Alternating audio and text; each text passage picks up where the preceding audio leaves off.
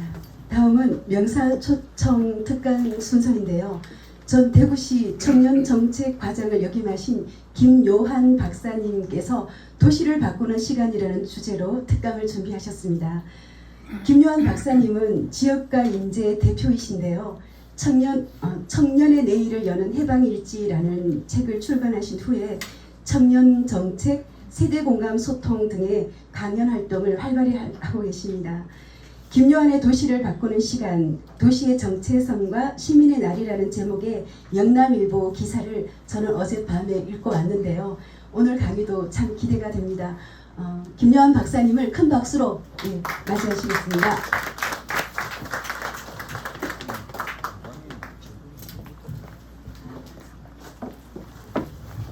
예, 다시 한번 인사드리겠습니다. 지역가 인재 김요한입니다. 오늘 뜻깊은 자리에서 말씀을 드리게 돼서 개인적으로 큰 영광으로 생각합니다.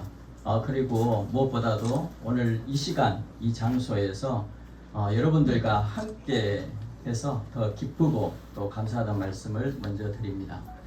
앞서 사회자분께서 잘 소개를 해주셨는데요. 제가 작년 초부터 영남일보에 도시를 바꾸는 시간이라는 기명 칼럼을 한 달에 한 번씩 쓰고 있습니다. 그런데 이 졸고를 읽고 많은 분들이 응원의 메시지를 보내주셔서 지금까지 쓰게 되었고요. 최근에 쓴 칼럼 제목이 대구하면 떠오르는 사람, 이 주제였습니다. 오늘 제가 행사 전에 한 페이지씩 여러분들께 나누어 드렸는데요. 이 이야기를 시작으로 오늘 말씀을 드리도록 하겠습니다. 여러분들 대구 하면 어떤 생각이 떠오르시나요? 덥다. 맞습니다. 그래서 청년들이 데프리카, 데프리구라고 이야기를 합니다. 또 대구 하면 어떤 생각이 떠오르십니까? 우리 하경환 변호사님, 대구 하면 어떤 생각이 떠오르십니까? 갑자기 질문을 던져서 뭐 따로국밥이 생각날 수도 있고요. 여러 생각이 날 수 있을 것 같습니다. 대구 하면 아직도 사과를 얘기하시는 분들도 있고요. 또 대구 하면 첨단 산업인 로봇 산업을 이야기하시는 분들도 있습니다. 이렇게 우리가 어떤 도시를 생각했을 때 떠오르는 단어들이 모여서 그 도시의 이미지를 만들게 됩니다. 그런데 이미지라는 것은 우리에게 많은 감정과 또 반응을 불러일으키게 됩니다. 그래서 그 도시의 이미지가 나쁘면 어떻게 되겠습니까? 그 도시에 놀러 가고 싶지 않습니다. 그리고 그 도시에 일하러 배우러 가고 싶지가 않습니다. 그리고 대구에 와서 살고 싶지도 않겠죠. 또 대구의 이미지가 너무 나쁘다면 대구에 살고 있는 사람도 떠날 수 있습니다. 그만큼 그 도시의 이미지라는 것은 너무너무 중요합니다. 그래서 마케팅이라는 것을 도시 관점에서 도시 마케팅이라고 해서 진행을 합니다. 제가 잘 아는 마케팅 전문가 한 분이 이렇게 표현을 했습니다. 영업은 물건을 파는 것이고 마케팅은 마음을 사는 것이다. 참 이 말을 듣고 제가 정말 100% 공감을 했거든요. 그러면 도시 마케팅도 우리가 도시를 파는 것이 아니고 도시에 살고 있는 시민 그리고 우리 도시를 바라보는 모든 사람들의 마음을 사는 것이 너무나 중요하다 이렇게 생각할 수 있겠습니다. 제가 나누어 드린 칼럼을 잠시 한번 같이 읽어보도록 하겠습니다.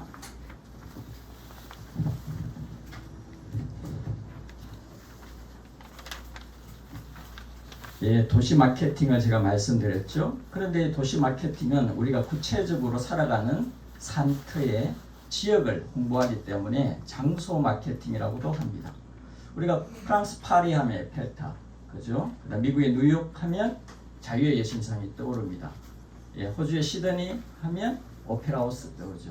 스페인의 빌바오 하면 구겐하임 미술관이 떠오릅니다.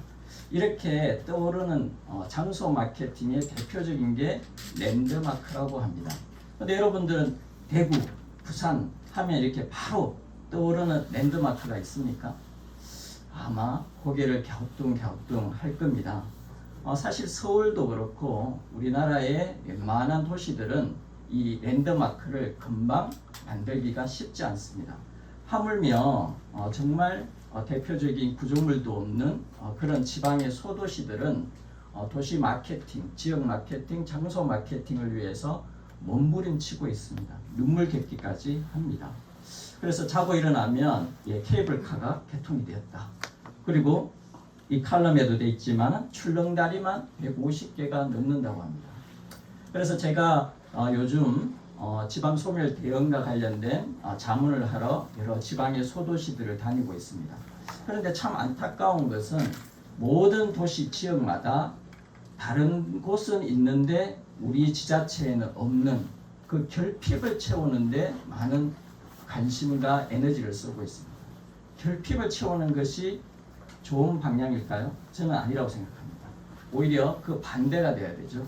우리의 특색, 그리고 우리의 강점, 우리의 매력을 발견해서 그것을 적극적으로 살려내는 것이 오히려 차별화된 그 지역만의 장소 마케팅, 매력을 만들 수 있을 거라 생각합니다. 오늘 여기 계시는 분들이 미남, 미녀, 선남, 선녀 분들이 많은데요. 제 얼굴이 좀 밋밋하게 생겼지 않습니까? 그런데 점을 제 코에 하나 찍고 요 위에 점을 하나 딱 찍으면 그죠? 차별화된 매력이 될 수 있을 거라는 생각이 듭니다. 이렇게 도시 마케팅은 도시와 관련한 이렇게 가치를 창출하고 전달하는 일련의 과정이라는 관점에서 브랜드 마케팅이 또 중요합니다. 여러분들 미국의 뉴욕, 알러브 뉴욕이라는 도시 브랜드를 잘 알고 계실 겁니다. 1977년도에 만들어졌는데 지금까지 한 번도 안 바뀌었다고 합니다.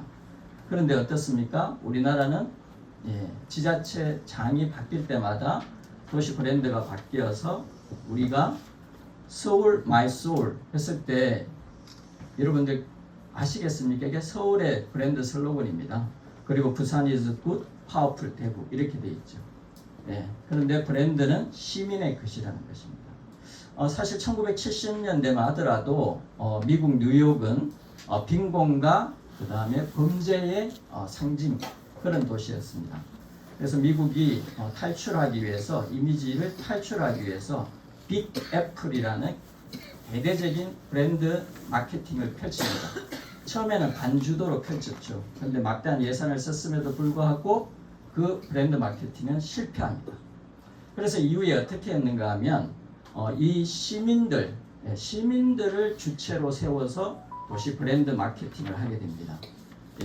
디자이너, 그 다음에 여러 가지 광고, 홍보 전문가, 그리고 작곡가 같은 분까지 모셔가지고 그 도시, 뉴욕에 있는 매력적인 장소와 경험, 기업들을 복구해서 I love 뉴욕이라는 브랜드를 만들고 이것을 전적으로 확산하게 됩니다. 그런데 중요한 것은 이 I love 뉴욕이라는 브랜드를 뉴욕시가 독점적으로 소유하지 않고 뉴욕의 모든 시민들이 아무나 사용할 수 있도록 했다는 겁니다. 그래서 자유롭게 기념품을 만들고 오늘 김대선 씨 같은 가수들이 그 브랜드를 가지고 노래를 만들어서 자유롭게 확산했던 것이 바로 뉴욕의 I love 뉴욕이 생기게 된 겁니다. 저는 이제 대구에 파워풀 대구라는 브랜드를 한번 다시 생각해 봅니다. 우리 저 뒤에 있는 오정현 대표가 레드핫 대구라는 예전에 브랜드를 만들었던 기억이 납니다. 저는 컬러풀한 시민들이 좀 다양하게 모여서 우리 파워풀한 대구시가 충분히 지원해 준다면 정말 원더풀한 도시 마케팅이 되지 않겠나 이런 생각이 듭니다. 그게 또 뷰티풀, 그죠? 아름다운 일이라 생각이 듭니다. 그런데 사랑받는 브랜드도 없고 정말 세계적인 랜드마크가 없는 도시들은 어떻게 해야 될까요? 저는 바로 이 자리에 계시는 여러분들처럼 시민 그리고 사람들에게 시선을 돌려야 된다. 그렇게 생각하고 있습니다. 오늘 이 장소 바로 이상화 시인의 생가터 라일락드락 1956이죠. 그리고 이 근처에도 정말 역사적인 인물이 자신의 정체성을 담은 그런 장소들이 많습니다. 제가 칼럼에도 소개를 했지만 또 천재화가 이인성 화가는 우리 그 계산동 성당, 거기 보면 100년 정도 된 감나무가 있지 않습니까? 그 그림이 굉장히 인상적입니다. 그리고 박태준, 이분은 어릴 적에 또 그 제일교회에서 노래도 부르고 오르간 연주도 했죠. 이런 장소성을 살려나가는 것이 너무 중요하다는 것입니다. 사실 김광석 다시 그리기도 가게 김광석과 방천시장이 만나서 만들어진 작품 아닙니까? 그리고 이병철 그 기업가 정신의 대표인 이병철 회장님과 그 다음에 전태열 열사가 만난다면 정말 우리 대구는 너무너무 놀라운 새로운 변화를 만들 수 있겠다 하는 생각을 하게 됩니다. 그리고 청년들이 K-팝으로 너무 좋아하는 BTS 멤버인 B와 슈가도 바로 우리 대구의 청년입니다. 그러니까 이러한 장소성들을 연결한다면 바로 도시의 집합적인 매력을 만들 수 있다는 생각이 듭니다. 이미 뉴욕은 2001년도에 9.11 테러죠. 이때 그 쌍둥이 빌딩이 무너졌을 때 I love New York more than ever라는 브랜드를 다시 리뉴얼 해가지고 이 브랜드로 시민들의 마음을 어루만졌다고 합니다. 대구는 이미 국채 보상운동 그리고 2.8 민주운동으로 자랑스러운 역사를 가지고 있습니다. 그렇지만 최근에 우리가 코로나19 팬데믹 한가운데도 우리 대구가 공동체 시민정신으로 극복하지 않았습니까? 그런데 이 가운데 정말 여러분들께 소개시키고 싶은 에피소드가 있습니다. 바로 청년들이 주도한 1339 캠페인입니다. 1339는 질병관리본부 대표 전화죠. 그런데 청년들이 1339원 이 소액 기부 캠페인을 SNS로 널리 퍼뜨려서 무려 전국에 5만 5천 명이 참여를 했습니다. 이때 해시태그로 사용한 것이 바로 내가 대구다. 청년들이 내가 대구다라는 자부심으로 이 코로나19 팬데믹 때 무기력한 그런 감정들을 떨쳐버릴 수 있었던 것입니다. 그래서 저는 이제 대구 하면 그 떠오르는 것이 그저 83 타워가 아니라 파워풀 대구가 아니라 어쩌면 누구에게는 바로 여러분, 당신이 대구의 랜드마크, 도시의 브랜드가 될 수 있다. 저는 그렇게 생각을 합니다. 지금 이상하 시인 생가태에 있는데요. 왜 우리가 이상하 시인을 우리 대구 하면 우리가 지금 떠올리게 될까요? 이상하 시인의 그 인생에 있어서 정체성을 형성했던 장소 그리고 만남 시간이 바로 이 장소에 대구에 있기 때문에 대구 하면 이상하 시인을 떠오르게 됩니다. 그래서 정체성이 중요하죠. 그런데 지금 우리는 현대사회에서 정체성의 위기라는 말을 씁니다. 정체성의 위기라는 것은 공동체의 위기를 말하고 공동체가 무너진다는 것은 그 도시가 지속 가능한 발전을 할 수 없다는 겁니다. 그래서 뒤집어서 생각하면 도시를 바꾸는 것이 공동체를 회복하는 것이 나의 삶을 바꾸는 지름길이라는 거죠. 여러분들 정체성이라고 하면 굉장히 어려운 단어입니다. 그런데 영어로 하면 identity라고 합니다. 그런데 identity라는 단어를 처음 이렇게 심리학에 도입하셔서 많은 분야에 확산시킨 분이 하버드대의 정신분석학 교수인 에릭 에릭슨이라는 분입니다. 그런데 이분의 이야기를 들으니까 굉장히 재미있더라고요. 이 identity라는 단어가 ID 플러스 entity라는 겁니다. 우리 ID 카드 이렇게 많이 들어보셨죠? 근데 ID는 식별, 구별, 분별이라는 뜻이고 entity는 실체라는 뜻입니다. 앞서 사회자가 저를 김요한 전 가장이라고 소개했죠. 그러면 이것은 ID일까요? entity, 실체일까요? 예, ID입니다. 김요한 가장, 김요한 박사, 김요한 대표는 ID에 불과합니다. entity는 바로 오늘 이 자리에 계신 분들과의 관계에서 만들어지는 김요한이가 정체성, entity, 바로 실체인 겁니다. 제가 누군가의 아들이고 누군가의 아버지고 누군가의 남편이고 또 여기 계시는 분들의 이웃이자 동료, 동지입니다. 그런데 그런 관계들을 다 뺀다면 저라는 사람이 있을까요? 없습니다. 아이디만 있겠죠. 그 아이디는 명함에 불과하고 목에 걸고 다니는 사원증과 같은 것입니다. 그래서 이 정체성이라는 것은 실체가 중요하고 이 실체는 관계를 통해서 만들어진다는 겁니다. 2001년도에 우리나라에 개봉된 영화 중에 캐스트 어웨이라는 영화가 있습니다.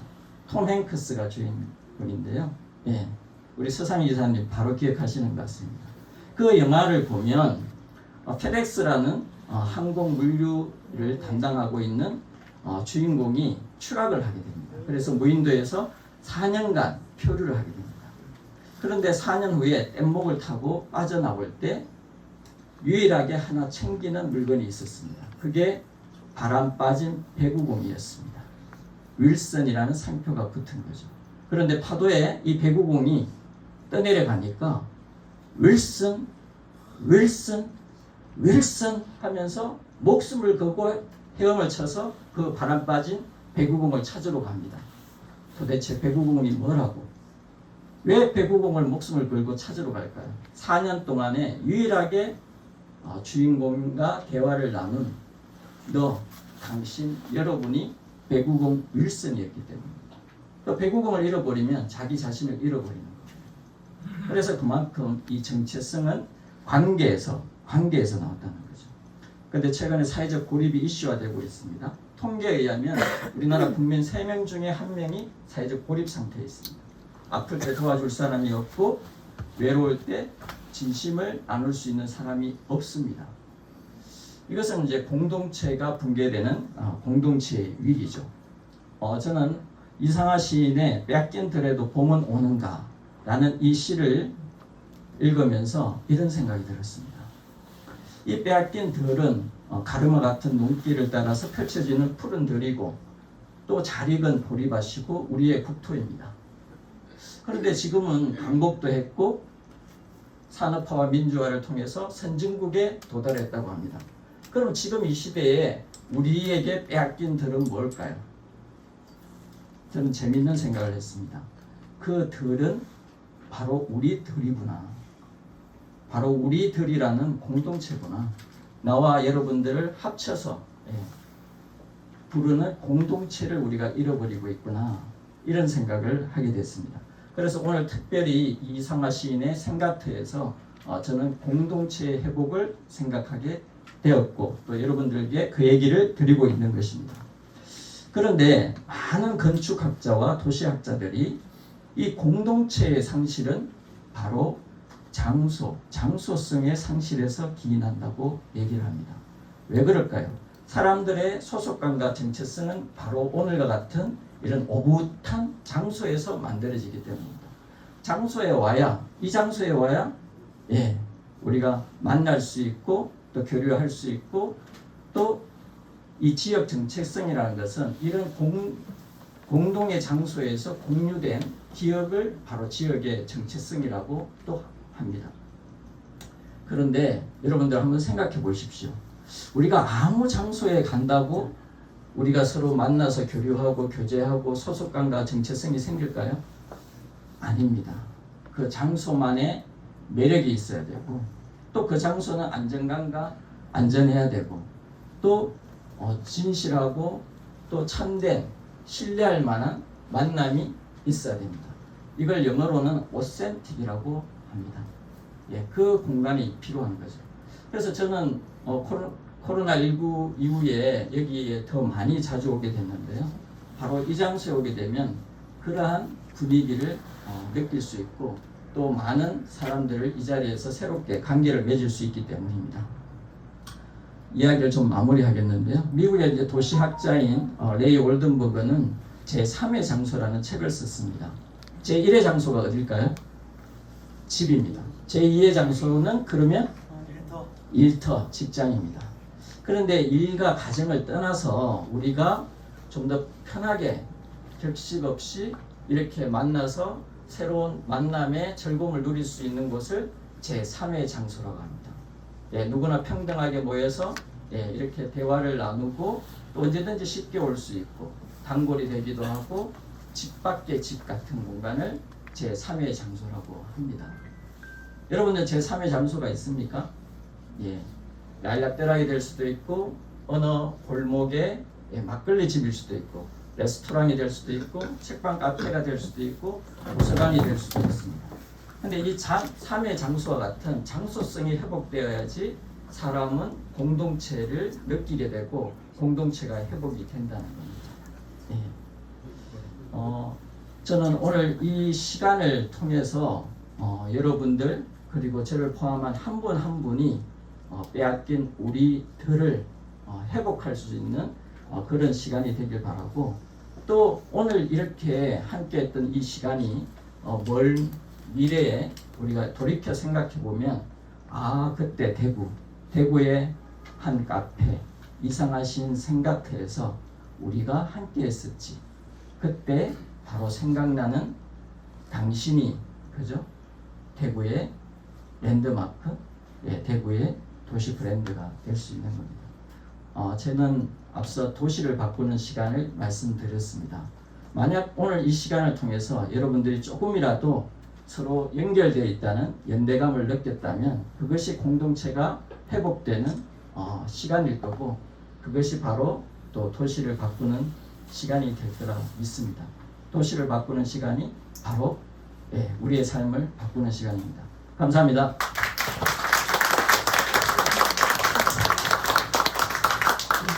네, 시민들이 만들어가는 장소 원더풀 컬러풀한 대구를 꿈꿔옵니다. 좋은 강의를 준비해 오신 김요한 박사님께 다시 한번 박수 부탁드립니다.